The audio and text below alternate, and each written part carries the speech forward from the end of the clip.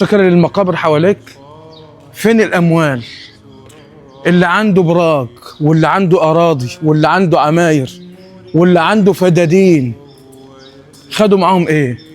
ما حدش خد معاه شيء. شوف المقابر خاوية. سابوا العربيات وسابوا البيوت وسابوا العماير وسابوا الفدادين.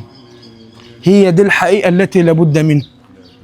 انت صغير، انا بتكلم لسه صغير يعني على الكلام ده يعني. الموت لا يفرق بين صغير ولا كبير ولا غني ولا فقير. ربنا قال إن أكرمكم عند الله، ما قالش أغناكم. إن أكرمكم عند الله أتقاكم. يعني ايه؟ يعني سيدنا علي بن أبي طالب لما سئل ما التقوى يا إمام، من ضمن تعريفات سيدنا علي بن أبي طالب قال الاستعداد ليوم الرحيل. لازم الواحد